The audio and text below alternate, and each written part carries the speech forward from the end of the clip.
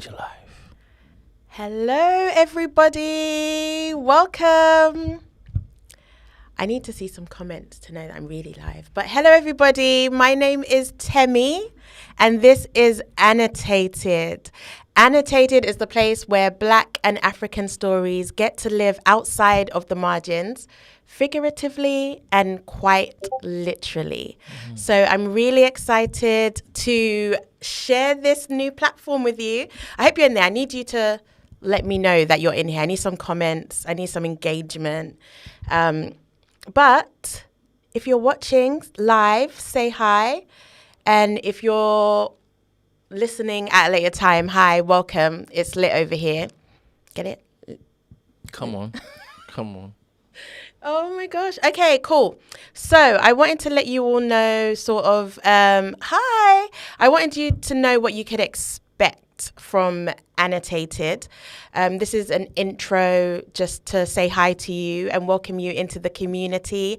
Hi, Maggie. Hi, Blessing. Hi, Energy. Oh, I'm so excited. Thank you. So, I'm like fidgeting. Let me keep still. But in terms of like what you can expect this to be the place where there is all of the bookish community book chat going on. We will have some amazing guests from our favorite authors, international and national. They're going to be joining us and we're going to get to speak about some of our favorite books. We're also going to be having guests from within the publishing industry, talking about why it's so important to tell our stories and for those stories to be celebrated and promoted as much as their counterparts from different demographics. So I would love to, I'm so excited. I would love to hear, whilst I have got a question, and that question is, I would love to hear whilst you're all coming in, I would love to hear what is a book that you've read by a Black author that has recently changed like your world, like changed the way you think, changed the way you look at life. So I would like to hear that. So in the comments, let me know, because you never know, we could be hearing from that particular author over the next couple of weeks. Sounds interesting? Yes, it is interesting. Also, whilst you're in the comments, I want to know where is everybody from? I can see a lot of people from TDA. Also, I should let you know that I am Temi. Some of you already know me as the founder of Blacklisted Book Club. Over there is where we read books written by Black and African authors. So I think it is fair to say that I am the authority on all things Black literature, and I am excited to be able to share that with you over as we go on. And let me also introduce you to the Pulse. This is here, and the excellent thing about the Pulse is that you can engage. You can call up on Discord. The link is there somewhere. The link is there, and you can also comment. Maggie says she's just got her library card, so I'm ready for the book recommendations. That's amazing. Oh, okay. So Blessing said her name is Night by Yasmin. Is that the book that changed something in you? Let me know. And I don't even know if I've already said this, but we will be live every Wednesday at around 7 p.m. So this Wednesday coming, we're going to be live. We have a guest, and I can't wait for you to meet them and chop it up. Oh, some people have just ordered a few new books. Okay, cool. The message, yes.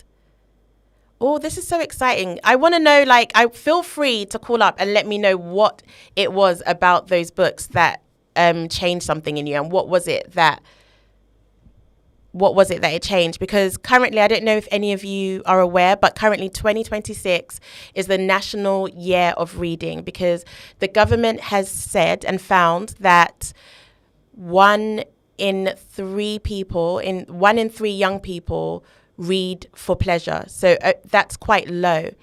And so this year, there's a big campaign in getting people to read for pleasure and for excitement. And that's from young people to adults. We want people to be reading for pleasure and for excitement. And one of the things that they feel will allow you to be able to read for pleasure is reading things that you are interested in. So that could be, if you are into football, you might want to read a football magazine, or you might want to read an autobiography from your favorite footballer. But it's about going all in. And on the poll, annotated here on the polls, that is what we're going to be doing. We're going to be reading books and discussing books from all over and in different genres. They will be mostly fictional stories, but we are going to be using these stories to talk about real life issues and have real bookish conversations. And I would love for you to join me and call up and ask your questions, just like you would at any type of like book club, really. Don't be shy. And in terms of the guests that we will be having, because it is the national year of reading, our guests have all agreed to donate books that we will be using to build a community library. That means that there will be books available to borrow for people within our community, as well as yourselves. And even if you have children, there'll be books available for young people as well. Because with young people, they say that if you read at least 20 minutes a day, it makes a difference to your cognitive way of thinking and the way you present yourself in society, where you broaden your vocabulary and all of those kind of stuff. So yes, I'm excited. Blessing, she said the book is a bit mad, but it's definitely shaped my writing journey. I know Blessing, and I know the types of books that she likes to read. So it would be nice to hear a little bit more about what makes that book so mad. And Zizi's brother, what is it about the message by Tanishi Coates that resonated with you so much? I would love to hear that. Question. Yes. Hello, how are you? Hi, how are you? You're doing fantastic. Thank you. So I think I would need to find a spot in the studio for a bookshelf. Yes. Or two.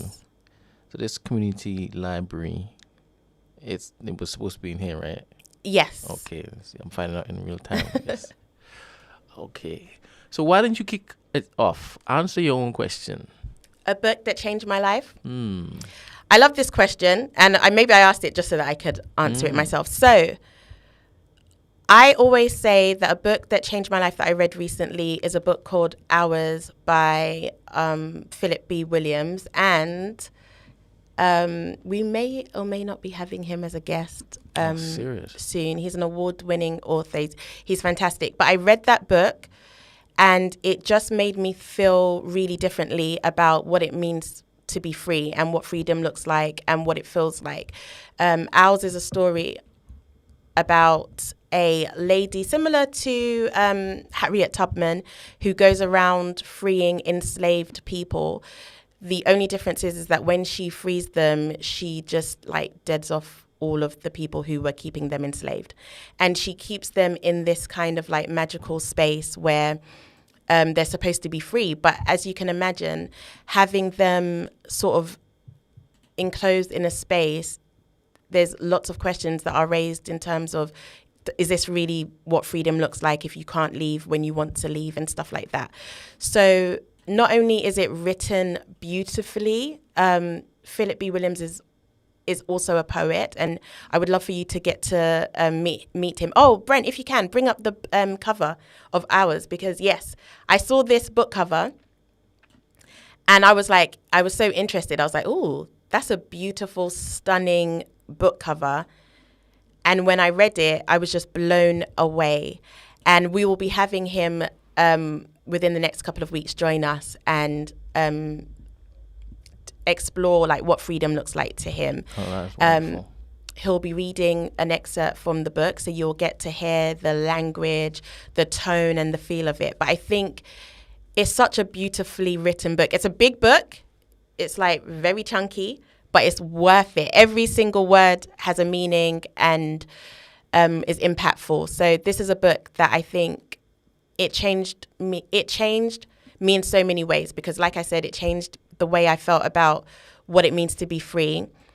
It changed the standard of writing that I want to consume, and that when I finally write a book, it's like it has to be to this standard and to this level. So, and then also, Philip was one of our first international guests that flew all the way to the UK from Chicago, I'm going to say. His first time in the UK, and that was to sit with us at Blacklisted Book Club, and we had a fantastic time. So he's good people, good vibes, and I feel like he is he's actually a lecturer. So when he comes on, you guys are going to be in for a treat, and I can't wait to share him with you. That's exciting. How old is he? I think he just turned 40. I'm sure he won't mind me saying. He just turned 40, but he's achieved a lot in his lifetime already. Is there a book that's changed your life, Brent? Yeah. The Bible. I knew you was gonna say that. Yeah. What about it? What about it changed your life? I think it gave me purpose. It gave me direction. And it grounded me.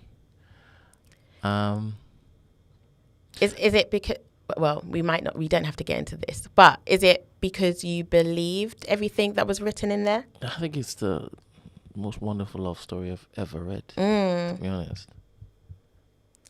Just makes sense. And to have love for a man in that manner, it's powerful, especially in this day and age within the community that we're in. What does that mean?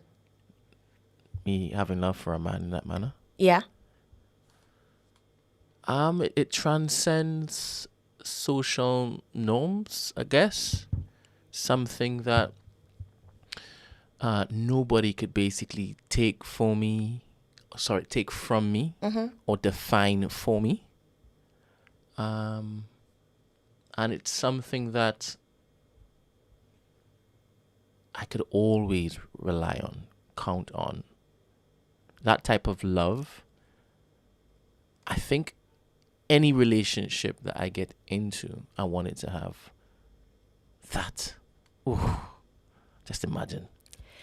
I love that in terms of like love, because there's a whole community within like the bookish space of like people who read romance, and it always seems far-fetched and unrealistic.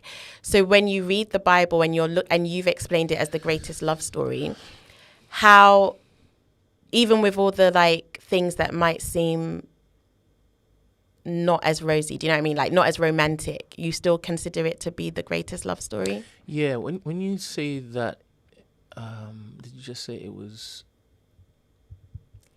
As in like the things that aren't so like fluffy and nice. There's like a lot of like loss in the Bible. There's a lot of maybe sacrifice. And so when you think about love and it being the greatest love story, are you considering all of those sacrifices and all of the things that don't necessarily seem so pleasant? I think I like that. I think it is part of the human experience that I've come to know. The fact that this particular love seems so unimaginable, I think I draw to that. I am a delusional individual. I don't want to be sold something that I can conceptualize. Yeah. Sometimes. Do you understand? Because where's the adventure there? Where's the sense of discovery, right? I want to discover it and then turn around and say, all right, this is what it is because I've labeled it. Do you understand? Yeah, absolutely. So the fact that this love, I can't see examples that mirror it, I'm like, all right, that's exciting. So yes, there is sacrifice, there is death, there is sorrow, there's joy, there's happiness, there is hope, and there's belief. All of that, for me, should be like bound by life's covers. Yeah. So for me, the Bible, I don't need any other book. Don't try to sell me any other book. I've got what I need. Really. And I love it. And then you pick it up every day and you read it afresh, like it's the first time you've read it. As I get every older, time. as I mature, I think I get more from what I had previously read. I understand more. So it's a ever evolving story for me.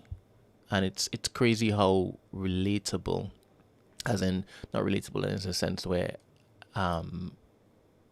it's something that is familiar, but more so with the new journeys that I face, it still holds true. It can still guide me, you know? Yeah. I love that. And I love that. I feel like any good book is a book that you can read at different stages, and it impacts you in a different way each time.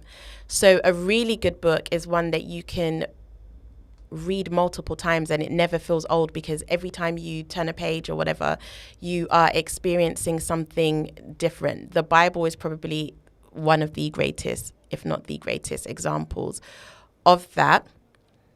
But I do believe there are some fictional stories as well that have a similar effect, and I mean that in the most or the least blasphemous type of sense of what I'm explaining. So, for example, I've been thinking about ours recently, the book that I said is one of my life-changing books for me, and I've realized that when I read it the first time, there were certain things that I was thinking, and now that the euphoria or the excitement of completing the book and what I thought the book was about, now I'm having slightly different viewpoints on it, and especially when you read something in contextually in terms of what is going on in society at the time. So say, for example, with ours, and we'll definitely speak about it in more detail later on his episode, but when you think about this lady who has freed these people, she freed them and then she kept them in this space. So what does it look like now when somebody who is like akin to you and looks like you is keeping you enslaved? Is that, or it seems like she's keeping you enslaved. She thinks she's doing it to keep you safe and to protect you, but actually you've gone from one form of enslavement to another.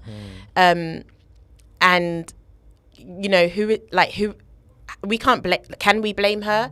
Her name's Saint. Can we blame Saint for doing that? And are the people ungrateful? It raises so many questions. And last week, I wanted to talk about Kindred. I don't know if anybody in the community or anybody that's listening has read Kindred, and if people have, we can have a brief little discussion, because I had some questions and I wanted to know what people's thoughts were.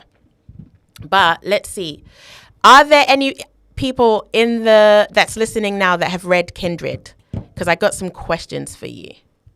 Brent, do you know the author of Kindred? Is it Octavia E. Butler? Yes. Yes, my favorite book. Oh my God. No, wait. Are you just joking? How did you just Google that just now? Of course. That was quick. Yes, she is an amazing author. She's passed away now. I think in 1994, if I'm correct, if I remember correctly. But she is known for writing a genre which is called speculative fiction. Oh, yeah. What is it about? I can't wait to tell you what it's about. Okay, so Kindred is about a black lady in 1979. Yes. No, let's not even get... No, we need to talk about this separate, because this is the film. Okay. Pema, they can't see this. You can Oh, preview. okay, You cool. understand? All right. That's fine. Okay, no, we're not like take this off and bring the book, please, because Okay. the book. We're gonna get into the series at some point because that didn't really do it justice. But anyway, yes. Oh, Ed watched it. What did you think about the series? And had you read the book? Let me know. But basically, it's about a lady, a black lady who she's a writer, and she's based in America, and she is transported into the antebellum. I think I'm saying that correct. She's no, trust me, you don't need to watch a series. She's transported into her slavery past. So her ancestors were once enslaved, and she is transported onto this plantation every time her white ancestor is in trouble. And she has to basically keep him alive, because if she doesn't,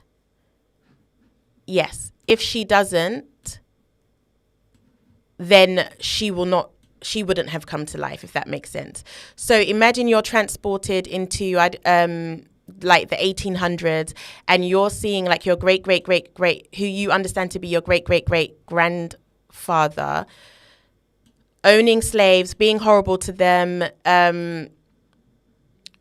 treating them badly, but you have to save him every time he does a madness. Because if you don't, then you would never have you would never have been born. So I wanted to talk about that, because also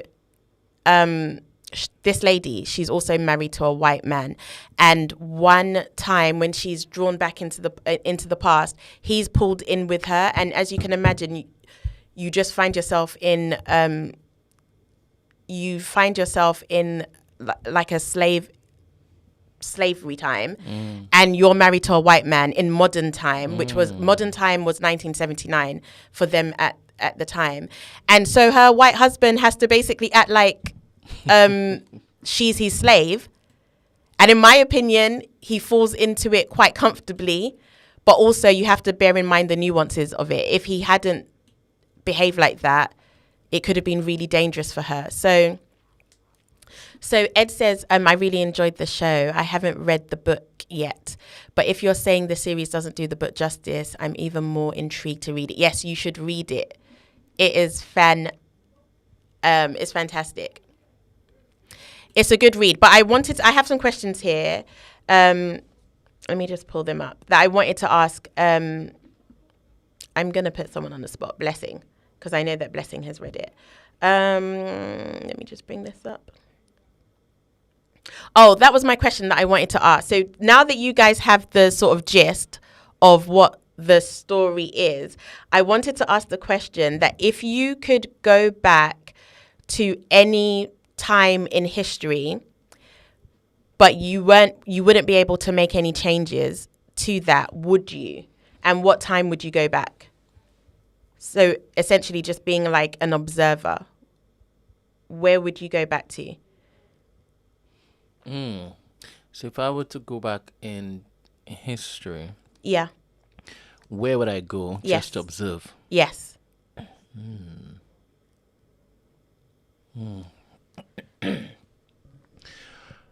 I definitely want to. Okay, harken back to my love story. Yeah. I would love to see the very beginning. I want to see what Adam and Eve were wearing. Yeah, first of all, before sin entered the world and that, and I want to see what this first fall looks like. Like, was it a real whisper? Was he shouting?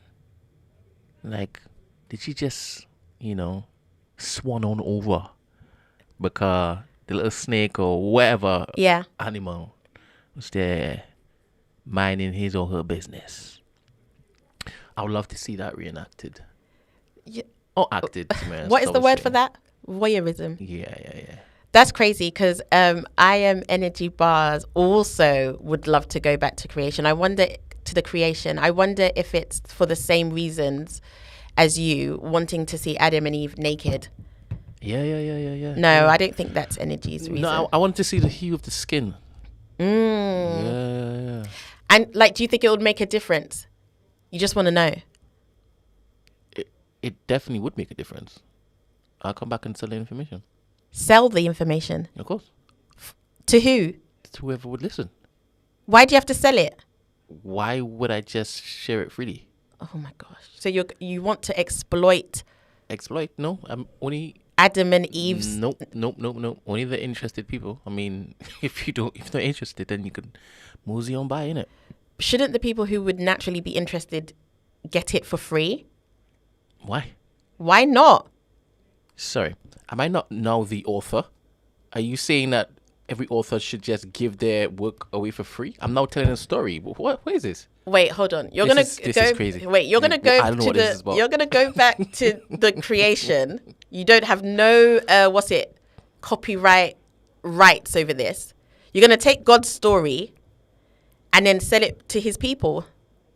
100%. Nah, I don't think God will be best pleased. I think he will bless me, to be honest. Nah, I feel like that's isn't that the reason why Jesus knocked the things? What, in the temple? Yeah. No. What's the difference? A lot. Nah. A lot. Plus, I would have been there. Do you understand? It's a first-hand experience. You get me? Nah, someone said you aren't supposed to share the good news. Why are we selling it? No, that's not what she said. She said, aren't you supposed to share the good news? Oh, aren't you supposed to? Okay, yeah. Aren't you supposed to share it freely? Why are you selling it? Well, to be honest, I am... A hustler? No. I think that it's important to... If you put a price on something, I think people will value it more. If I just freely just wing it, people just think I'm some fella on Reddit. You understand? Would it make a difference if, like, what you thought they were or how you thought they looked, they didn't look nothing like that? Give me an example.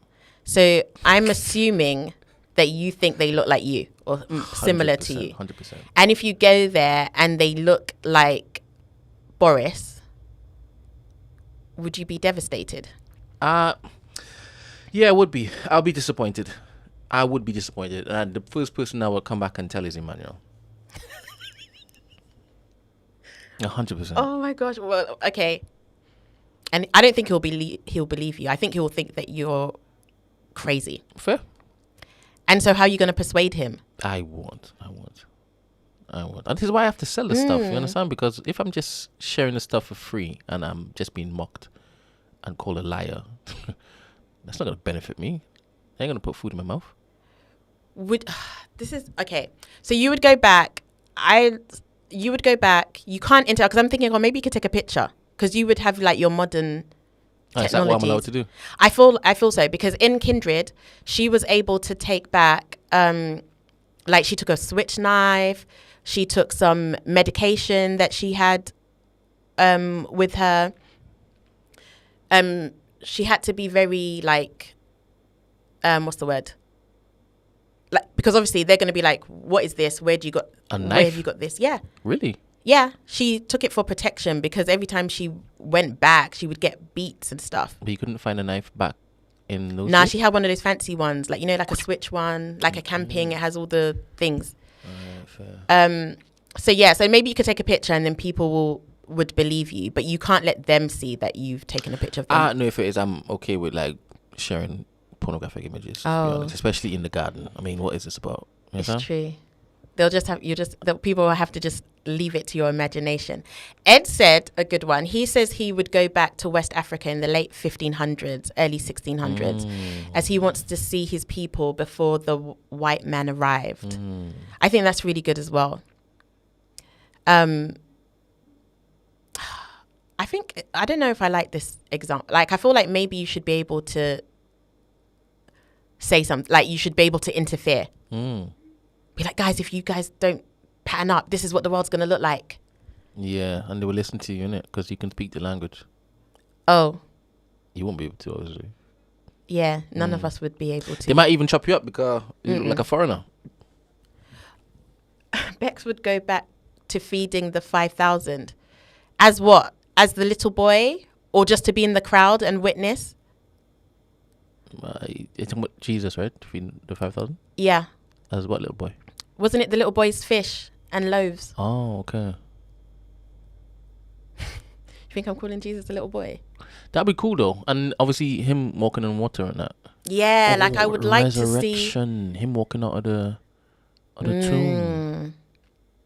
I think I would like to see like go back to one of those days after he had resurrected and he was appearing to people. The thing is that he would spot you and he would know that you're a time traveler and he'd be like, what are you doing here? You didn't believe me. I believed him. I don't trust you. You'll mess up timelines if you interfere. Yeah. But sometimes, okay, if I bring this back to Kindred, I want to ask a question. It might be a bit like if you haven't read the book, but say for example, there's a scene in that book where she basically gives this other black woman to this white enslaver who basically wants to abuse her, trigger warning, like sexual assault, right? So he wants to have his way with her and she understands that this is what's going to happen and she encourages this slave to like she encourages her to have for him to have his way with her, sorry. Now, I understand why she did it. She did it because if she doesn't, then she wouldn't be alive. But do we feel like there are some sacrifices that are just like, would you sacrifice yourself and be like, no, I understand how grave this is and how big an ask it is and how disgusting this is. And I would rather just not be alive if this is what it's going to take.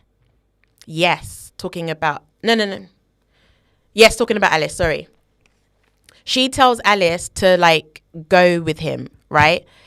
But she knew what was going to happen to Alice and she still did it. But she needed for that to happen in order for her ancestor to be alive, which would allow her to be alive in the future. So my question is, are there some sacrifices that are just too great that you wouldn't be willing to take? Brent, are you there?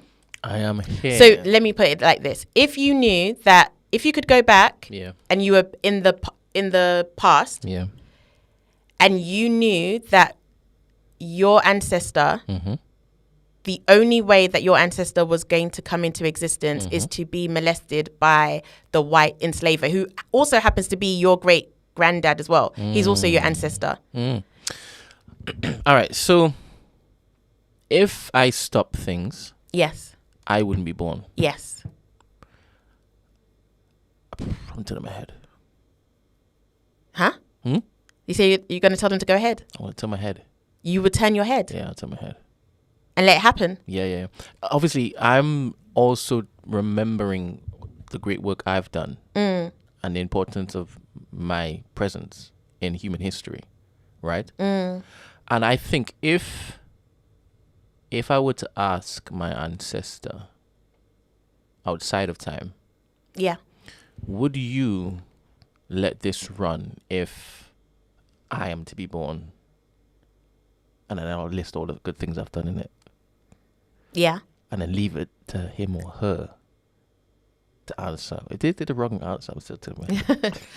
Because you're asking someone who's, like, guys, the book is so graphic. I don't want to spoil it. But for instance, Alice, she would rather run away and be at risk of having dogs basically like rip her apart than to be with this man. So knowing this, do you still think your decision would be the same? It's too close to me.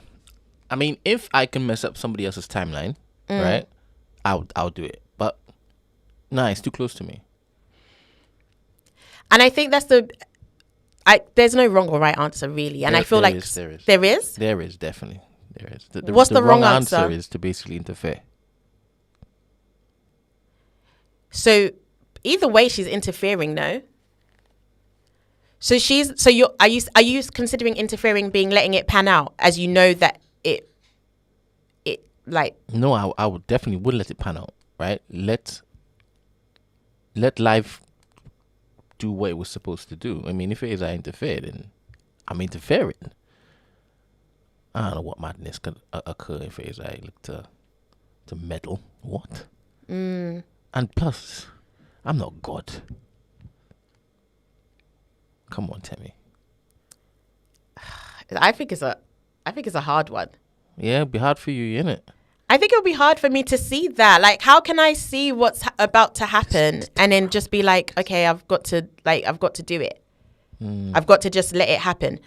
Ed said, I'm someone who'd go back and tell my mum to avoid my dad. So I'm definitely saving my ancestors. So you would say, so knowing that might mean that you wouldn't be born, Ed. Rah.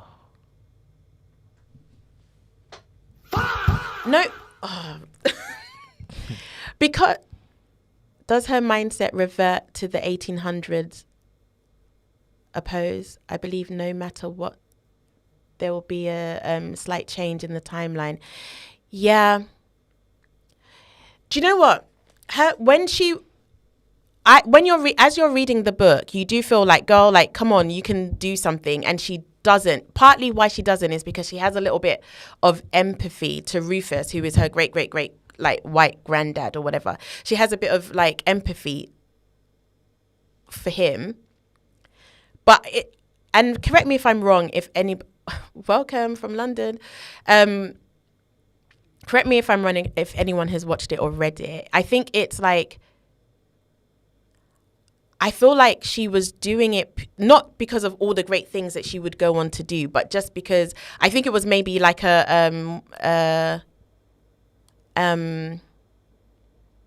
like survival, like an instinct. Like, I have to do this because I need to survive.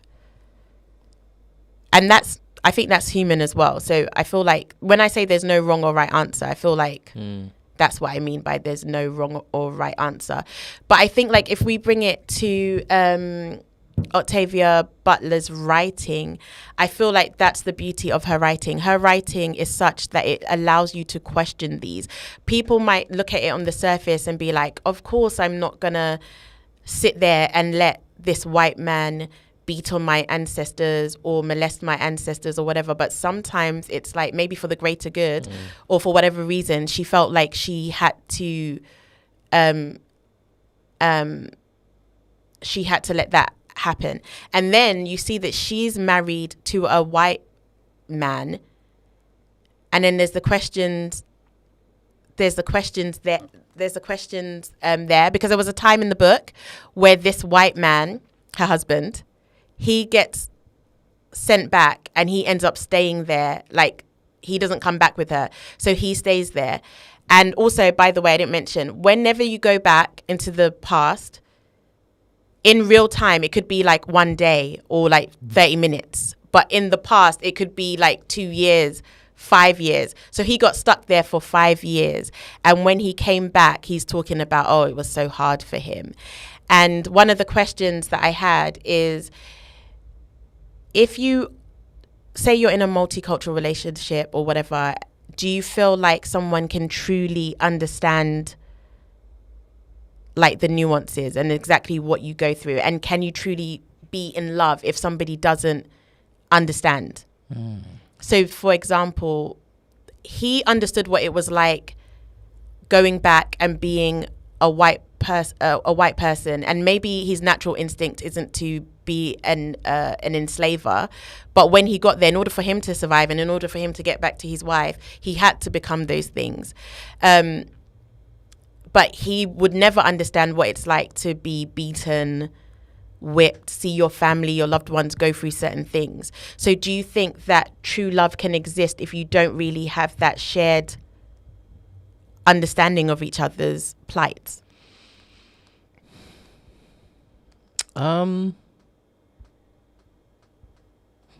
True love. I think a version of love can exist. I'm not sure if one has to actually live through that same pain or tragedy Yeah. in order to be there for them, to love them, to connect. I don't think that's necessary. But I do believe that being one's companion does involve sharing some form of burden, some weight. And if it is they don't, then I don't know if it is, you can rate it as something substantial. It seems like it would be a bit surface level, and that surface, it could be deep, but it will never be the deepest that it could be, maybe, in my opinion. Can you love a white man without going through his hardships? What hardships? Crazy. No, let me know, because, bruh.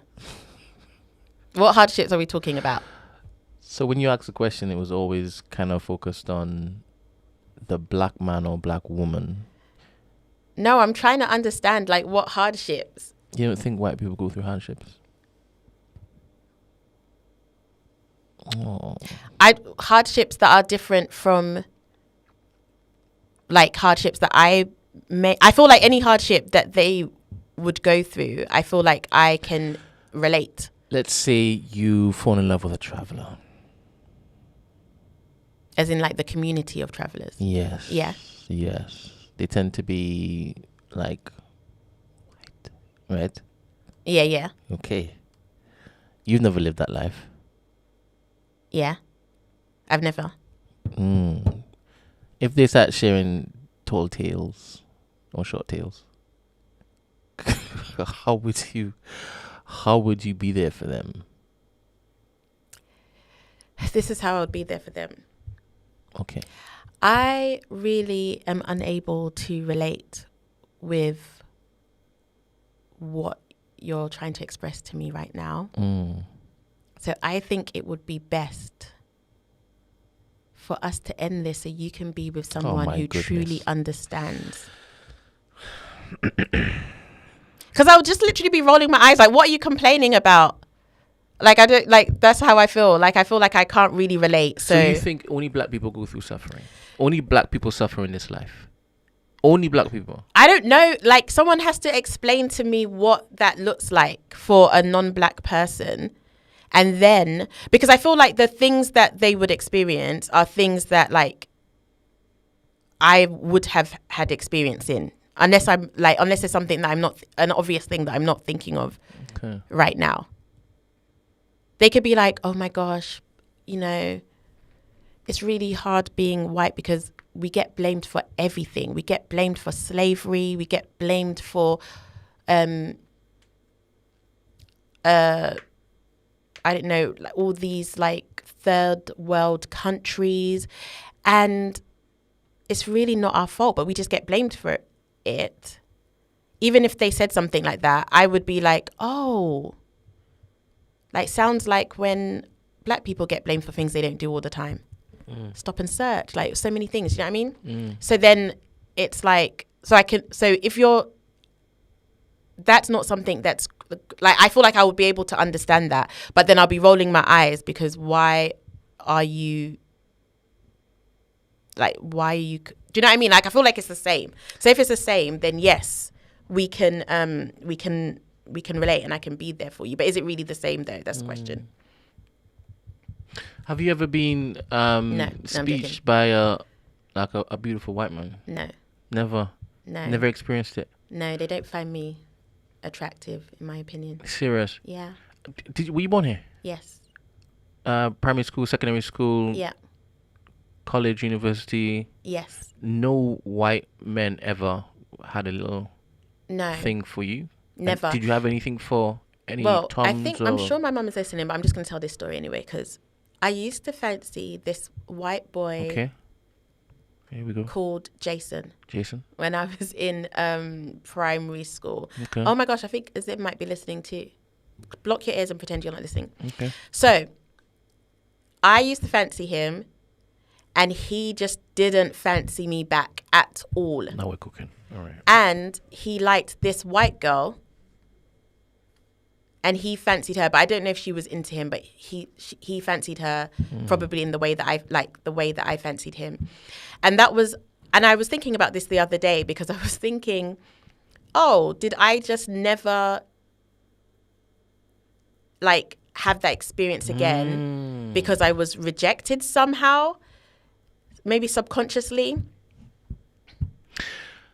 This is what therapists would tell you. Everything stems from your childhood. So you liked the white when you were in primary school. Yeah. The white rejected you. Yeah. And you just cursed the white No. going forward. No. Just imagine Maybe if it is you can subconsciously. go back in time, because we were talking about time travel, right? Yeah. What would you need to do in order for that future to change? Because you obviously did something wrong the first time, obviously. What would you do for him to like you? Ew. Nothing. Come on, you know more about white people now. I don't know what I could have done to make him like me. I just think I wasn't. Why did you like him in the first place? What was so attractive? I really couldn't even tell you. Like, I don't know. I think It's just subconscious draw. Just fatal attraction. It's crazy. I don't know if there were many alternative options. So he could have just been the best. Best white. Yeah. What school did you go to? What area? I went to a school in Woolwich. Oh, interesting. Yeah. Full of black people. No, do you know what? At the time in primary school, I feel like there wasn't. Serious? Yeah, Woolwich? there wasn't. I had quite a diverse group of friends. I feel like I had like a Vietnamese friend. I feel like I might have fancied him at one point too. So you fancied all of the melanin deficient individuals? I don't know. Yeah, big up Jason for setting that standard. I could have been in I could have spiraled. Sometimes things happen for a reason. And I think, but do you know what? I don't even think it was things like, it's actually the president that's gone mad. I just think I'm just not what white men find attractive. I don't think you should give up on white men. And they love to read. They love to read more than, in fact. What do they love to read? I think that white men like to read. Let me just go into the back channel. Hold on. The UN box with Margs and Black Lad Travels, because that was like, I don't even know how old I was, like 6 or something. Once you've done it, you're there. You know, you qualify. So don't fight it. Nah. Don't fight it. Nah. Hi guys. Was it like Jack the Lad, Jason, or Philip Schofield is wild. It was like, he was like a Jack the Lad. And it was like, he definitely was white, but he was, you know, he had a bit of like, like, you know, the type of white that if the sun is out, like today was a sunny day, you know. A little browning, yeah? Yeah, like. Have you ever tried your hand at writing any fiction? Oh, yes. You have? Yeah. What does that look like? Ooh. Do you still write fiction? I write fiction. I write a bit of poetry. Wait. Are you looking at your notes right now? Can we hear an extract? Come on. Let's have a look and see what we have. Let's see a little love story. A little scandal thing going on. Okay, hold on. Let's see if I can find my notes. This is nice. This is so embarrassing. Okay, hold on. What do you want? Like fiction, like a poem, or what should we go with? It's like 10 to 9. You got anything racy? Okay, hold on. Let's see. Come on, she has. Oh my goodness. This is so. Oh my gosh. Okay, let's see. This is what we tune in for. You're so annoying. Oh my gosh. Okay, guys. I don't know if I can it's a bit long though. Let me see if I can get to the part that's like. Do you want me to take lights off so that we can't see? That's crazy. Okay. I walked back to my office, Come on. quickly adjusting the colour of my slightly dishevelled white shirt. I was paranoid, certain that the whole office knew what I had just done, that all their eyes were on me, casting silent judgments. As I reached my desk and sat in my chair, I couldn't help but giggle, replaying the moments before in my head like a song on repeat. I had to talk about what just happened. I grabbed my phone and fired off a code red to the group chat, the usual spot, 1930. I had to get this off my chest. Just as I placed my phone back on my desk, my intern tapped her fist on the table, cleared her throat, and began spouting out figures at me. 3 minutes into her monologue, she must have realized I wasn't really listening and that I wasn't particularly interested. She cleared her throat again. I hated when she did that. It wasn't even a cute girly cough. It was almost phlegmy, uncouth, and so unladylike for a petite girl with a name as delicate as Lily. Thankfully, the tannoy interrupted, informing me that my team had smashed their weekly sales target. Though it was only Thursday, I told Lily that she could leave now and have the rest of the weekend off.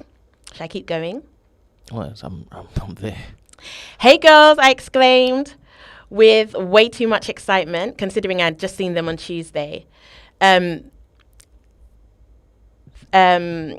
waiter already had our drinks prepared. 3 100 bottles of Taylor's 40-year-old port. And despite being a wine specialist, he knew that we especially like to get turned. So he always hooked us up with at least 2 bottles of coconut-flavoured Ciroc. But let's replace that with Hennessy because I'm not promoting Ciroc right now. And an unlimited supply of freshly squeezed juices. As the drink started flowing, the sounds of Escape's Little Secrets sailed out the speakers and calmly floated in the background, making the most appropriate soundtrack to my confession. I began explaining how I had quickly squirmed into the lift as the doors were about to close. My office is on the 37th floor. There was no way I was going to run up those stairs and try and catch up with the lift. Not today, not with this skirt. This skirt only had enough room for my sexy but extremely small strides. Dashing into the lift face first, I bumped straight into his chest, dropping all my portfolio pages scattered everywhere. But instead of apologizing and picking up my documents, I sort of froze for a minute. The awkwardness was apparent, yet pleasurable.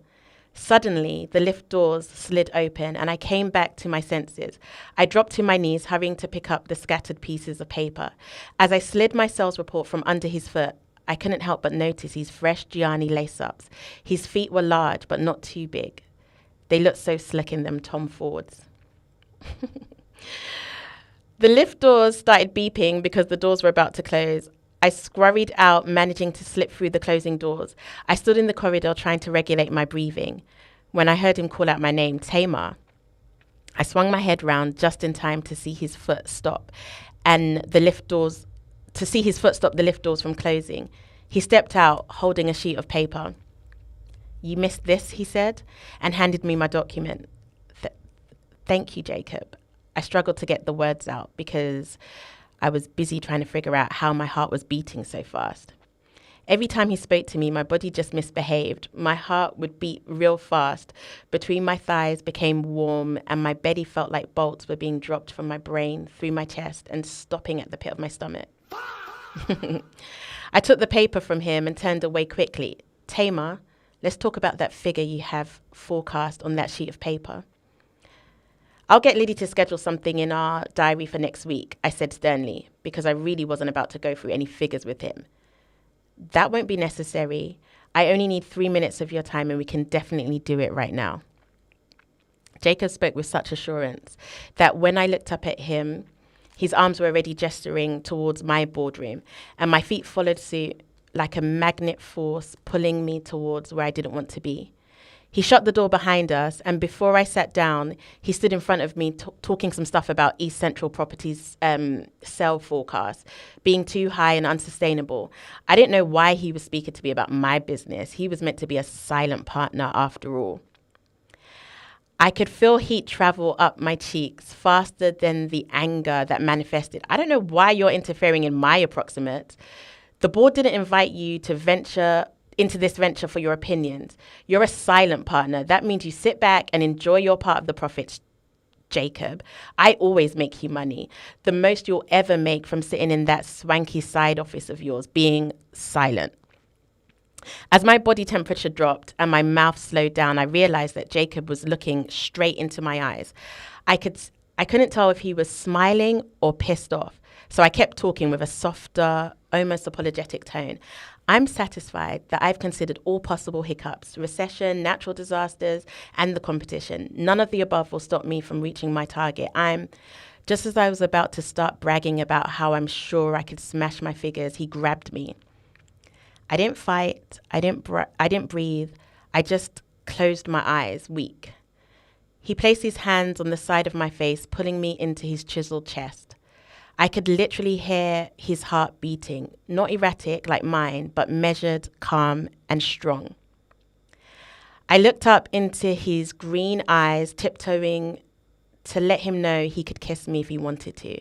I wanted him to. I've always wanted him to. I knew there were so many reasons why he wouldn't and that he really shouldn't, but we were already in a compromising situation. I grabbed the lapels of his navy suit, pulling him down towards my face, tilting my head back slightly.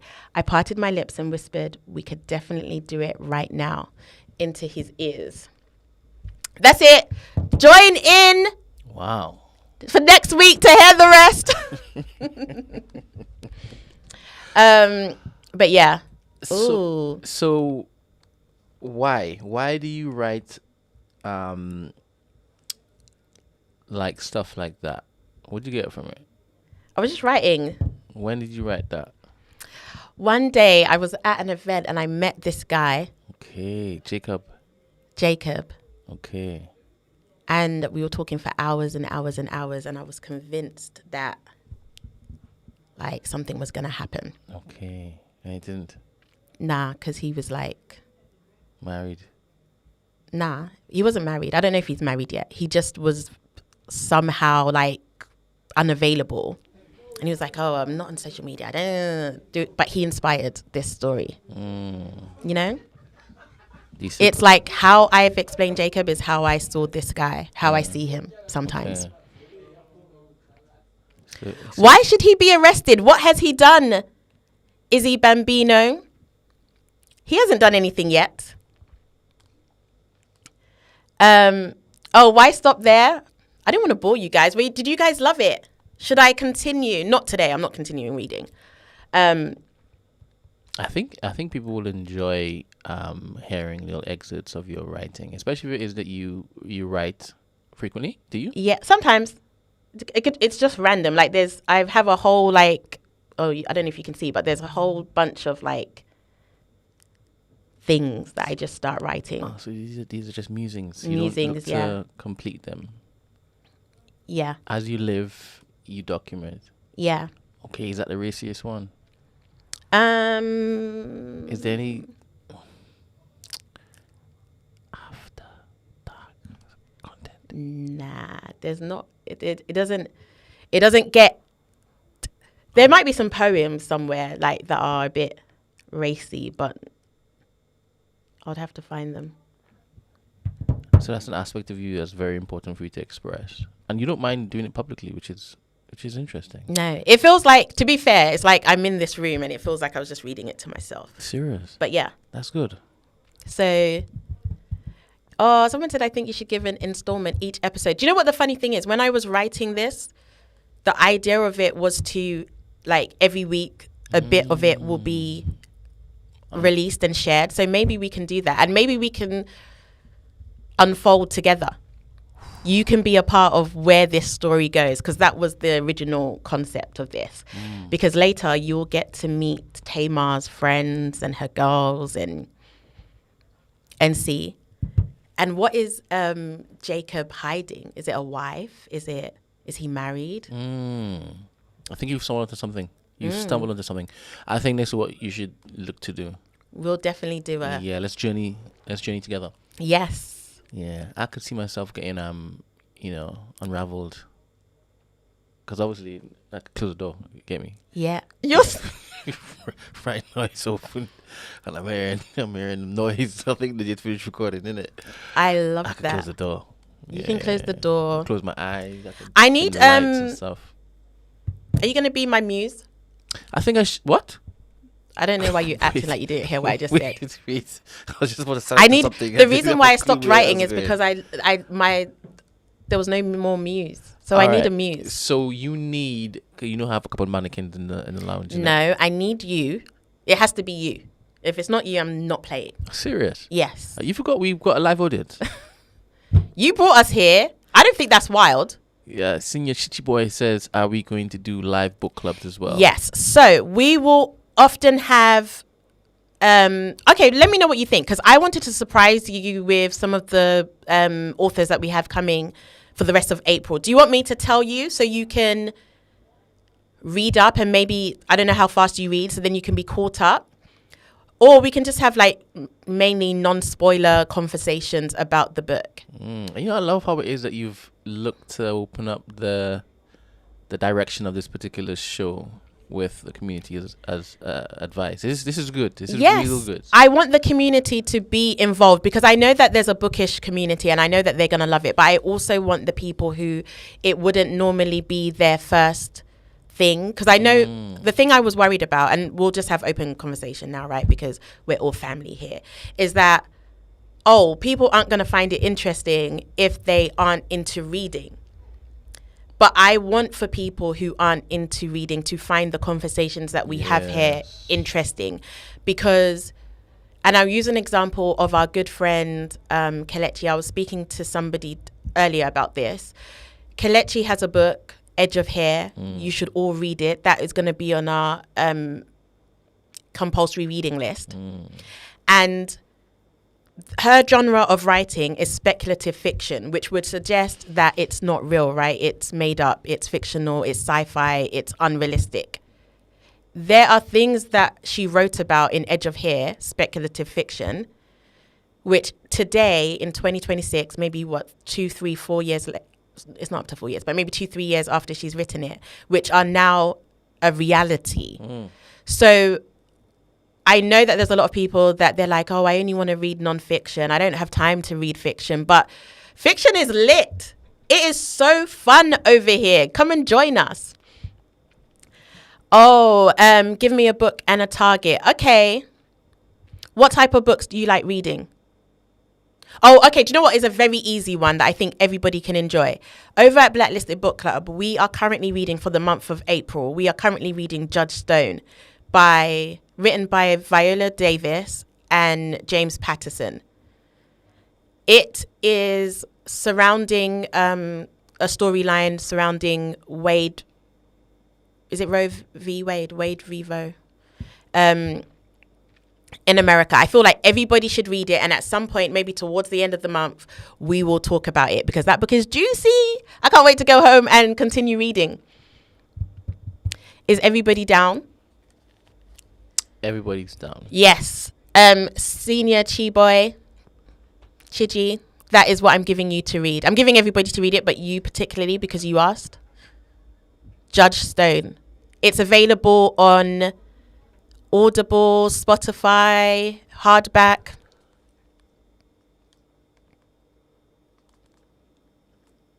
I tend to read non-fiction books and I need more fiction books, but not erotica.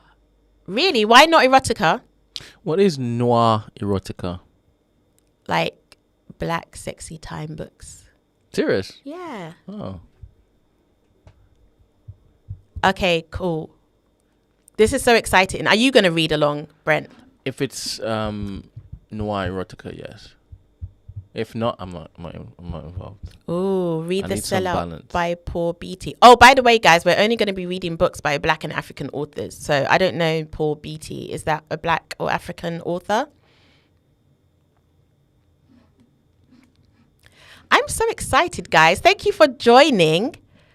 I felt like I was going to be here talking to myself for the whole episode. I'm glad that we were able to engage. This was just mainly like an intro. Okay, he's black. Let me take a picture of that so I can check that out as well. Just need something that's not going to make me shy when reading.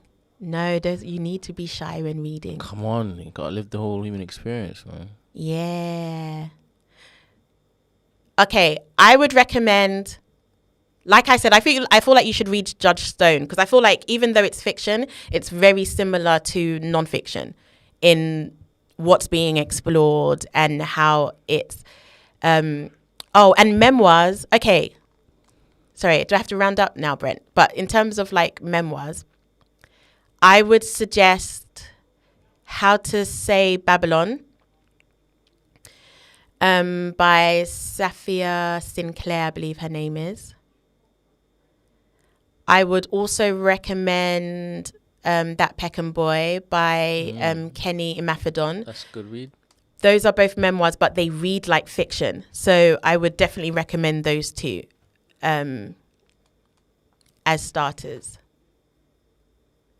And then I want to hear back from you guys. I want to hear what your thoughts are. And if you try reading them and you're like, oh, it was just really hard to get into, I really wasn't really like, I don't know how you can read this, let me know as well.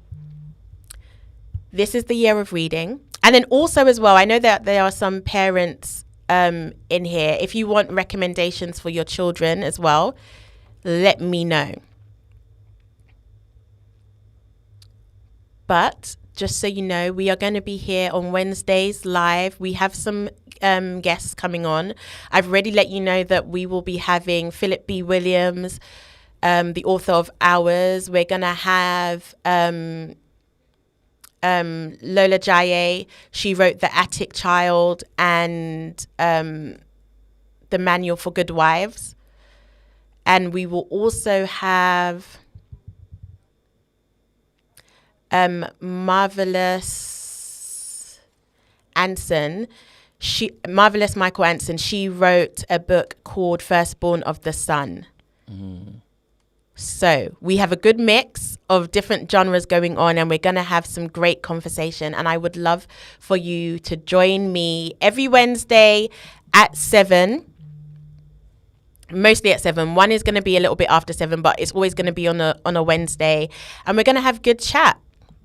How adventurous are you going to be with the types of books and authors you cover? Like, we have a sex therapist in? Oh, yes, I did. Black? Wait, hold on. Black? I said yes, sex therapist, but we will also have experts depending on the theme of the books. So, yes, if we're reading a book that is centered around sex and people's reliance on sex, then yeah, it will be great to have a therapist. And those are the kind of things that I will be doing. We'll always have like an expert, as much as I can allow, like to, or have access to, or have an expert on whatever themes are being discussed within the book. Are we ever going to have any live annotated? Yes, we will. Like in the studio? Yeah, we're going to have a live annotation. So when we have Philip B. So from anytime we have an author, we are going to have live annotations. They are going to talk to us. So, you know, at school when you studied English language and they'll be like, oh, this line talks about the river. And it's like, they're not really talking about the river. They're talking about the overwhelm of emotions that the protagonist must be feeling at this moment in time. We're going to break it down. We're going to talk about metaphors. We're going to talk about alliteration. We're going to talk about irony and all of that kind of stuff. I want this to be a learning platform as well. Not too like pressured like you're in school, but we'll do it. We'll see how it goes, and it should be fun. So, for example, we have Philip B, who lectures at university level. It will be remiss of me to not have him teach us a few things and stuff like that. And I think it'll be fantastic. I'm really talking about a live show in the lounge. Oh, yeah, absolutely. Do you think your community would want to come through and spend some time Would you? Yes, absolutely. And you guys your are guests? welcome. And our guest will have, I don't know if you've heard, but I throw some of the most best events that you could ever attend. So I would love for you guys to come and join us in the lounge. That is going to be the spot for some world-changing authors, like people that have actually written things that have changed the way people think. And they've done it in a fictional way, which is even, I think, even more fantastic. Like, I feel like we need to get to that place where we enjoy reading again, because it's so impactful. An evening with. Yes. Oh my goodness, I can see it. I love that. Change up the seating arrangement, make it like curve, like an amphitheater, you know? Yes. Ooh, dim the lights. Yeah, mood lighting. Come on. We need to imagine if we had one of your favorite types of books. Erotica in the lounge. This is, we get something like, you know, them pillows that you kind of like slump on. Oh my gosh. And remember what I asked for, Brent? Are we still alive? Like, yeah, we need the blankets. Come on. We T&B need them. branded blankets. Yes. Close the curtains so that nobody knows what's happening in there. Cozy. I could see it. And then, because I know, like, basically there's so many different people that are on the pulse. Imagine like a collab between an author and a film or TV series adaptation. Ew, somebody said bring the towels. For what? I don't know. You know what? My mind went somewhere. He could have just meant like beach vibes. That's crazy. Crazy. Crazy. But yes, so like that kind of collaboration, it's going to be amazing. And also, I want to say before I go or before I forget that the reason why this is so important is because our stories need to be told. And if we don't speak about them and we don't celebrate them, they continue to be kind of sidetracked. And then publishers continue to say like, oh, nobody's interested in these stories. So we have to celebrate them. We have to raise them up. I want to be seeing our stories on the side of buses, in all of the top bookshops, in all of the grocery stores. I want to see our authors on all of the morning TV shows talking about their books. Definitely, I know they'll always have a room at TMB and on all of the sort of channels that we have going on here. But it's about having the, like, what's the word? Like the opportunity. Even if we don't want to take it, it should be available to us, because why not? So yes, thank you guys. Thank you for joining. I'm so excited. We'll be back on Wednesday, which is after tomorrow, right? So I'll be back again. And I look forward to having you all here. Thank you for sharing the books that have changed your worlds. I look forward to getting into those and like reading some of those books and adding those to my shelf at home. I really love my like virtual bookshelf at the back here, guys. I love it. Thank you so much. Any questions before I go? Why didn't you do it last Wednesday? Why didn't I? Yeah. There's no internet. Internet popped down. I was so nervous, but you guys made me feel just at home. Have you ever picked up a book and didn't put it down until you were finished? Oh, yeah. In the same day? Yeah. Serious? Yeah. What was it? This one wasn't by a black author, but I'd say it's one of my all-time favorite books, Redeeming Love. You remember on TDA, I gifted Esther a copy of that book. It's one of my all-time favorite books. And why didn't you put it down? Because it's the first ever book that, as I was reading it, I cried, I laughed, I felt anger, I felt all of the emotions as I was reading the book, and it was just unputdownable. You cried? Yes. Have I cried reading a book before? No, I haven't. What does that feel like? It feels like it's so like I don't even know how to describe it, because 1 minute you're just reading and the next minute you're like, why am I crying for this character? Like, oh my gosh, it's real. Like, I want to say it's beautiful without sounding like cringy. Like, it was like, I felt every single emotion, and I love that reading and writing was able to evoke such emotion. That's how real it felt. And I think that that's fantastic. What book would you love to have an accurate film adaptation? Ooh. Of? I would say, so one of the authors that's coming, a few, many. We spoke about Kindred, and Kindred has a series, but the series wasn't true to the book, and it didn't do the book justice. So I want a redo of Kindred. I've read a book recently, and I buddy read it with, that's bookish lingo for when you read a book along with your buddy, with Blessing, who's been in the chat earlier, and that was Firstborn of the Sun, which is a book about Yoruba mythology, or it involves Yoruba mythology, and I want to see that book brought to life in a way that's like Nollywood but Hollywood, like Nollywood but on a Hollywood budget. I want real Nigerian, African actors acting it, but I want the budget to be good. So I want that. And there was another one that was in my mind. Oh, and Judge Stone, which we're currently reading, is so good, guys. And I want Miss Viola Davis to obviously act as Judge Stone. So I think that would be, those are like 3 books that I think I've just mentioned. Chiji says something. What did he say?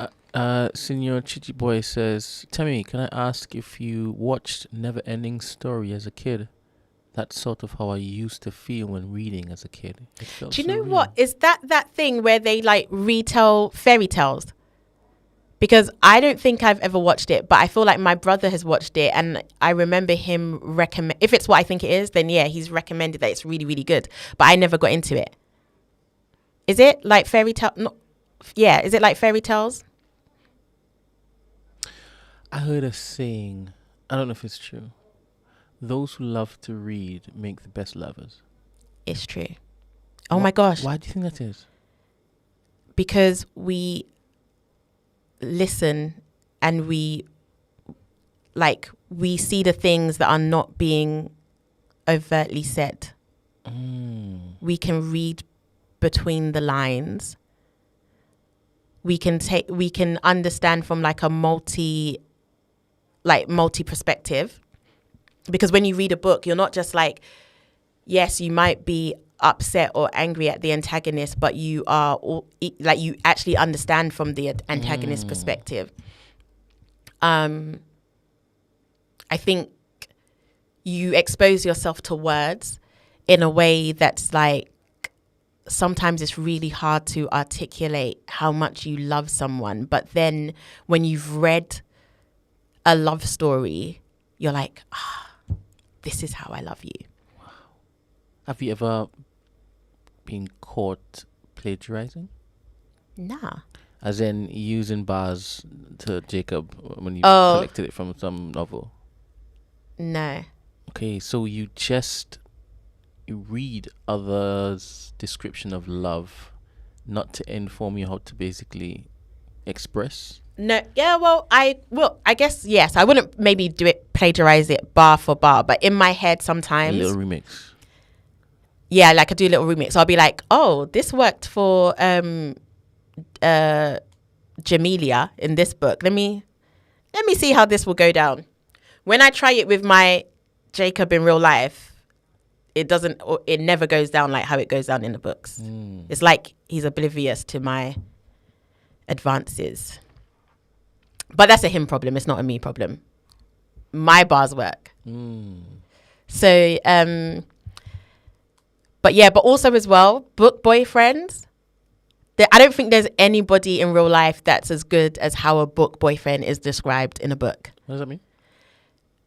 Whenever you get like a man who's like the boyfriend or the guy that is being pursued or whatever in a book, there's no man that matches up to the way, like, I'm yet to find a person who is as perfect as the book character is described. You know what I mean? Oh, so it's unrealistic depictions of human beings. Okay. Do you know what? It's not unrealistic. I just feel like some men, or the ones that I've encountered, they haven't come into the realization yet that this is where they could be and this is what they should be. Have you ever gifted a man a book and he's read it Absolutely. and then fed back? Yeah. Did your lips? No. What a waste. No, maybe not as an adult, but maybe as a young person. So Blessing says we need an episode just for book boyfriends. Oh, talk to me again. Wait. So a book boyfriend is a depiction of a man, a perfect man. Yes. They're not perfect as in flawless. They're not always perfect as in flawless. But the human experience is... Yeah, it's and like... you've never met one yet. So all these authors are writing experiences that they've never experienced. Is it the same for the women? That's a good question. Blessing, what do you think? I think women live up to the expectation. But the men are... And I think it's probably because women are writing men love interest characters more. Ah, okay. A bit like when you go on certain categories, if the director is of certain persuasion, then it gets more sensual and whatnot. Yes. Okay. But not even that, like, just like, and yeah, they're just written, like, you just fall in love with them. You're like, oh my gosh, why can't this exist in real life?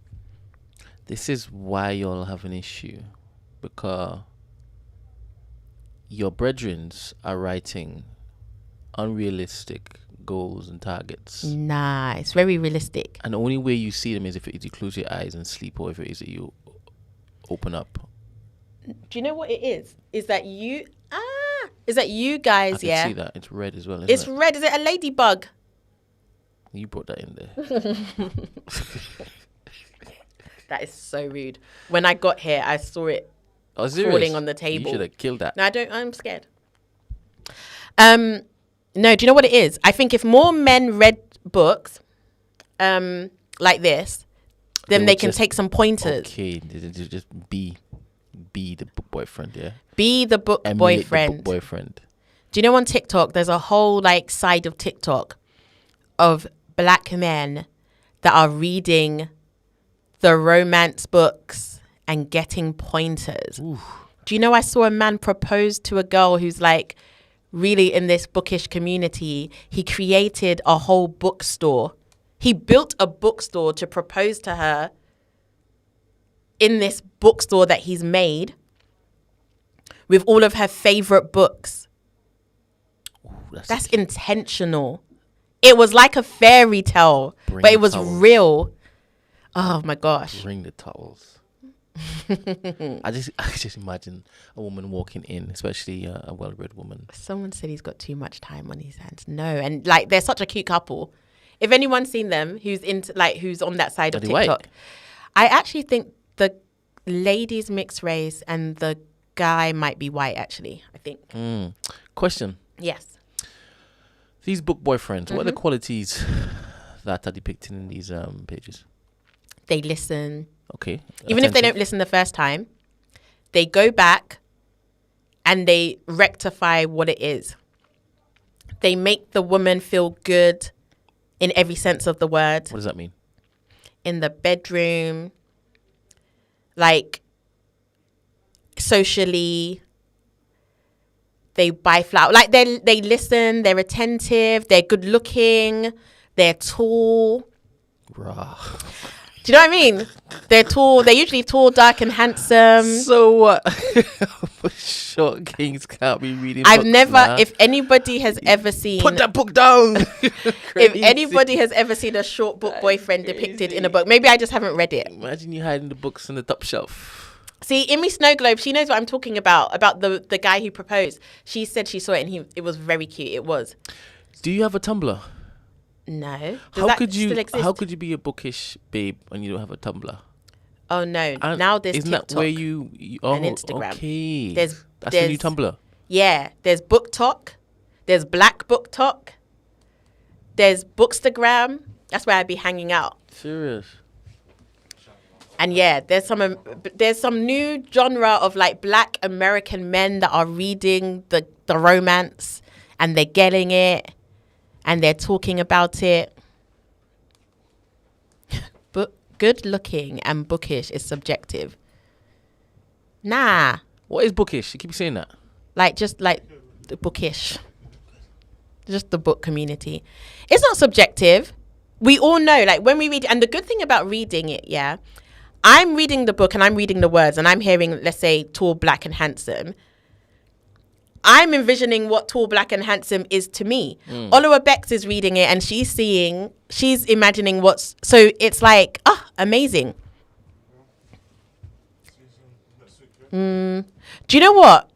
Is the Tech Fleece King? Oh, one of my all-time book boyfriends is Midnight from the Sister Soldiers series. I'm also recommending that, but that's like YA. But if you want to like get into entry reading, oh my gosh, do you know why they call him Midnight? Because he's dark skinned? Yeah, because he's so dark. He's from Sudan. He's a roadman though, but he had to be because he came to America from like war-torn country, and he was like, bruh, let me show you how we run these streets. But he was book smart. He was protecting his friends and his family. What's racist? Sudan and war. Not calling him Midnight. Oh, yeah, it was racist, but he owned it. That became his thing. Oh my gosh. Yeah, I might have to go back and reread those books because I was in love. With the roadman. Have you had a roadman in your past? Let's not. I mean, I think we were going to tune in every single week to get more insights into your life. Yeah, I feel like I've bared enough of my... Do these glasses look like somebody who would date a roadman? I put these glasses on. They're not prescription. They're Zim's toy glasses that I've put on because... What? You don't even need them? No. That's what I was going to say. You need to clean them because they're not dirty. It's so... I think because I keep touching them. You need to find out. You're even looking through them. I don't even need them. That is crazy. This is my bookish persona. I don't know if I'm going to wear them every week though. That is crazy. So where did he have them? Why does he have them glasses? Oh, I don't even know if he's watching.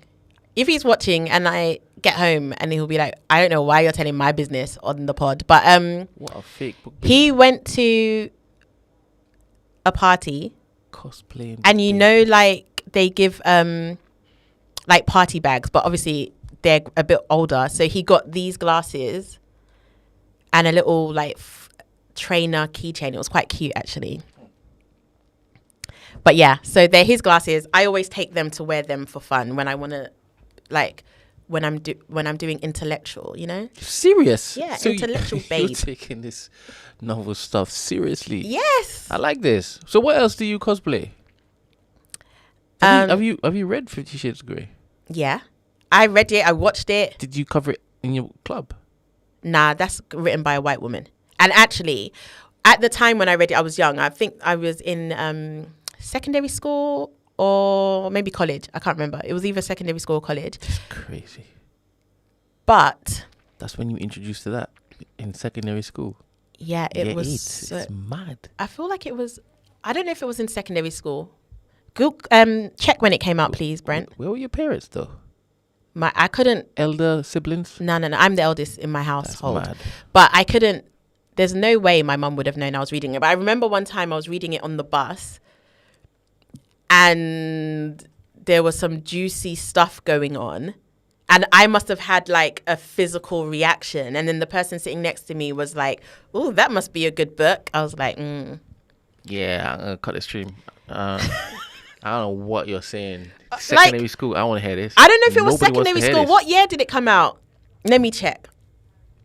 But even also, all jokes aside, 50 Shades of Grey was written very poorly. Oh, serious? Yeah. If you want some good, juicy, black loving, you need to check out.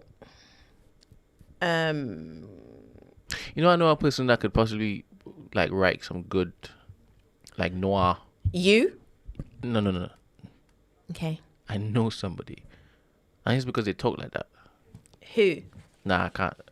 Yes, can't you can. I can't. Sorry, I feel It's not my like show. sweaty. Go for it. I'm giving you permission. It's not my show. I'm not in a seat. That's not how it works. Who is it?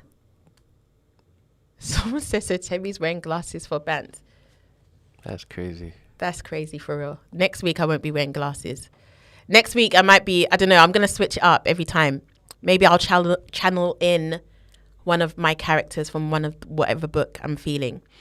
But yeah, 50 Shades of Grey isn't it. If you wanna have good, juicy, like desirable couple reading, I would say Ryan Kennedy.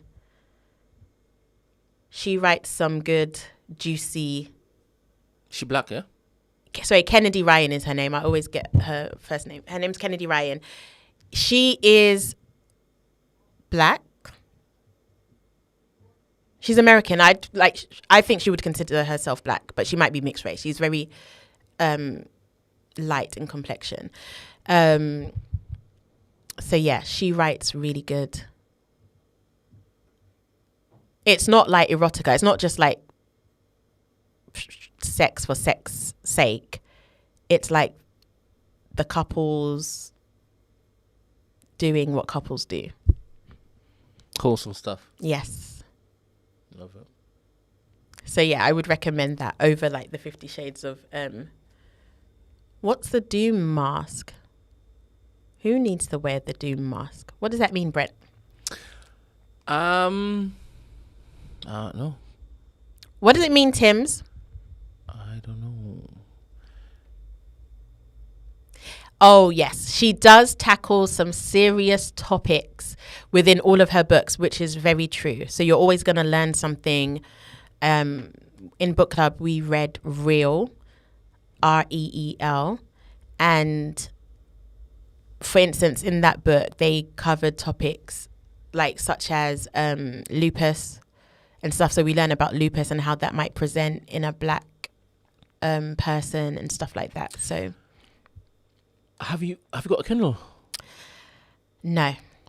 Is that a choice? Is it like a... It's a choice because I really love reading hard copies, but I will be getting a Kindle. I hear there is something sensual in turning the pages. Yes. Like feeling the texture between Yes. your fingertips. Yes. Especially when it is that you're there, Yeah. halfway through a good one. Yes. And putting closing the book because you just can't take it anymore. As in... Like whatever's going on, I need a moment. I need a second. Ooh, there's nothing. Do you know what? Wait. Yeah. Instead of just turning it over and resting on the bed, you close it and you close your eyes. Yeah, you have to close it, close your eyes. And then you might just be like, I'm done for today. Question. Because sometimes you want to savor. You can't, like, some things are just so good, you need to make it last longer. Question. Yes. Have you read a book, Yeah. right? Or whilst reading a book, have you had one of your book boyfriends, read your book? You dropping the bass in your voice and whispering at this time of the night. Well done. I don't know book boyfriend as in... Jacob, the Sudanese fella. Jacob is not Sudanese. Jacob is from the Caribbean, just so you know. But have I ever had him read the book as I'm reading the book? Read your book whilst you're reading the book. Sure. Whoa, that's intense. You're so annoying. You're actually so annoying. But yes. Just press the what button, switch off the screen. the pause button. So Prophecy Arts is Daredevil. Okay. Press the pause button when I'm reading. Oh, nah. Don't press the pause button. You need a hard copy, guys. Everything is better in hard copy. By the way, just so you know. But what I'm doing now, what I enjoy doing now is having a real immersive experience. So I will have the hard copy and I will listen along at the same time. So you have a real immersive experience and I love it. What? That is overload, surely. What, as in Audible? Yeah. So, all right, you read at the same pace as you hear. Yes. So, that might be It's interesting. It's really, really good, especially if you have like a really, really like good narrator or someone whoever's reading it. So for instance, I'm doing that now with Judge Stone and Miss Viola Davis is reading it. Now, I don't know if any of you have watched Fences, but one thing that she knows how to do is a monologue and read well and give you all of the emotion in what she's saying. So that's a fantastic experience. So do these black men know what you all are getting up to in these particular clubs? I told you, This there's a is whole crazy. side of This is black men crazy. who are understanding what is going down. Ed, can you deep this? He's saying this is way too overstimulating. I'm thinking I didn't know what I was missing out on all this time. I need to join a book club. You need to join a book club. And it needs to be 95% women to men. You get me? So be mental. It's a good experience. Audible and reading Yes. time. And if you want a good experience of that, I was talking about earlier Kennedy Ryan. Kennedy Ryan's Reel as an Audible and reading the book. Serious? Oh my gosh. Try it out and come back and tell me next week, guys. I almost don't even want to share this with you because some of you don't deserve it. Some of you should go and read Get Rich or Die Trying. By 50 Cent. Yeah. What? That's not too overstimulating. Like that, I feel like that's what, do you know, like that's what they want to read. Have you read it? Yes. All right. You liked it, didn't you? I liked it. All I like right. 50 Cent too. All right. There you go. I listened to it on Audible. There you go. It's a good experience. But yes, no, not pausing audiobooks. You can pause it. It's not the same. You need some of you who know me know I'm a bit dramatic as well. You need that. You need to turn the pages. You need to like be able to smell the pages of a fresh, good book. And I have this like, so if you come to my house, there's like loads of books. I have loads of books, right? But I have like this thing of like leaving all my classic books to my son or my children after when I pass away, and hopefully they will have an appreciation for it and they will read some of these classics that I've read and they will pass it on. So you need hard copies for that. You've really sold the experience of reading hard copy to me, to be honest. Thank you. Yeah. I'm glad. I'm looking forward to Annotated, where Annotated goes. I'm looking forward to Wednesday. I'm even thinking, where can I put this bookshelf? So everybody's not into erotica. Okay, cool. Can I recommend a suspense or thriller book by a black author? I am going to recommend. So we just finished reading. Let me get it up.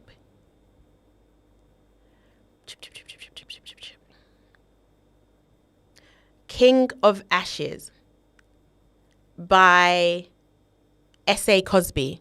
He writes thriller and suspense, I guess. So King of Ashes. If you like BMF or whatever is it called BMF? Yeah. Like if you like BMF or you like power and stuff like that, then you will like King of Ashes. So that's what I'm recommending for you, Prophet. It's on Audible, and it's also obviously available on hard copy. So there's no, it's not really erotica, but there is like a little something. All right, don't spoil it. Don't spoil it. Read it. It's good. Because he just said he doesn't want erotica, and No, it's not erotica. Erotica is like intense. Like if you can watch BMF, you can read this. It's good. I really hope you guys are taking these recommendations. I want to hear like your thoughts on it. Fill me in, guys. Like when you next see me, let me know like how far you've gone with these recommendations and what your thoughts were. Okay. Yeah, that was wonderful, Temi. Well done. Thank you so much. And that was just supposed to last 15 minutes. She gave I you know. A whole on a bit. I can't believe it. Thank you so much for joining. I'm so excited. Mm-hmm. We are going to like grow and develop, and there'll be like some tricks and stuff. Tricks, crazy. So yes, thank you for joining. Thank you for participating. Maybe on Wednesday we'll have some people call up because I would love to hear your voices. Yeah. And then I need to start writing more because it seems like you guys liked that. Yeah, so you should start the show with a little excerpt. Okay. Like take us through it. All right. Next on Wednesday. Oh no, I don't know, because on Wednesday we'll actually have somebody who does this stuff. No, who publishes books. So she's gonna be being like, girl, come on. I would not commission this. Go back to the drawing board. Don't do that. We'll do it anyway. But yes. Okay, that's really, really, really, really cool. Maybe Bren, I don't know, we could talk about this offline, but maybe there should be a way where like as we read, if people want to like maybe on Discord or something, if they want to make suggestions on where the story can go, I can see it, and then whichever way or whichever idea that I think like, okay, yeah, I can do that, I can make this work, like we keep going. Do you know what I mean? Hear that, Von? Oh, Von is like gonna make all the tech stuff happen. Love that. Thanks, Von. Tech stuff? No, like not tech stuff like what you do, but like in my mind, everything that I'm not doing is tech. Do you know what I mean? You know who Von is? Yeah, Von. I thought. Why do you say you hear that, Von? I thought you meant. Oh no, I'm thinking of like Ed or Energy that do things like, you know, when you're like, oh, I need this, and then all of a sudden. I'm definitely talking about Von. Von is like, yeah, he's a storyteller. Like you just tell he's lived a few different lives. He'd love to vicariously live through a character. Do you know what? Is Von the posh one? 100%. Okay, maybe Jacob sounds like Von. This is it. Like, I feel like if Von spoke to me, like, look at a grin. If Von said, "Get, like, we need to talk now," I'll be like, "Okay, yes, sir." It's reminded me of a story, and I did share it this morning on TDM. So basically, I had a meal with the woman in my family on Friday. Yeah. Right? And my mother, she was speaking about some guy, right? Let me try to remember this because I laughed so hard. In fact, I'm gonna keep it for Wednesday. Oh, Wednesday. Do you know what? Twice. I was thinking as well. I kind of know the answer, but I like to shoot shots. Mama and Papa Bren are educators, so they need some kind of feature on Annotated at some point in time. Yeah, it's not happening. What about like a contribution in some sense of the word? How do you mean? Like maybe they don't have to be on camera or their voices show, but they might like give something that we can read out or that we can say, or I can share something with them and they can give their opinion in yeah, not happening. To be fair, yeah, I feel like they're in their resting time. Do you know what I mean? We go. They've done enough. I'm here. Yeah. I'm here. Okay, cool. What is this? I have a time later. I'll run a forum page. Okay, specifically for Annotated, where I can put links to every book brought up. Oh my gosh. Thank you. No. He said, if I have time. Don't be like committing him to all this work. No, I'm not committing it, but I feel like Ed is the type that if is just like he knows he's going to do it. He doesn't have to do it like today, tomorrow, whenever, but when he's ready, he can do it. And I know he'll do it, which is so cool. Cool. And if you have any recommendations of authors that you would love to hear from them and you would love to have them, let me know as well, everybody. And I have quite a good relationship with authors and publishers. So I'm excited. Does this include Substack writers? Yeah. Or do you rate those types of writers? I rate every type of writer that is Black and African. Come on. That is good. And you know, there's like lingo with that is DNF, right? So did not finish. That's what people say about books that they didn't finish because for whatever reason. But I never DNF. I always finish. You really have a whole culture. Crazy. Because I just feel like I did not finish. Yeah, did not finish. I always finish. Always. What's raw about it? Are you swallowing something? No, they can't hear none of that stuff. Temi. Okay. I could hear it. Yeah. Okay, cool beans. Thank you guys. So you need to sign out. Yeah, properly. You need to find a way to do it so that they.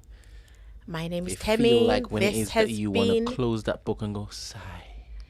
This has been Annotated. It has been amazing, breaking things down. And really getting to like the nitty and gritty with you all. I am so excited to be able to do this with you every week.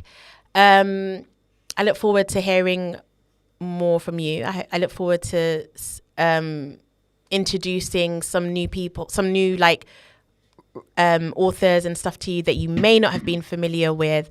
And let's all just like grow together and like, you know, build a story that lasts a lifetime.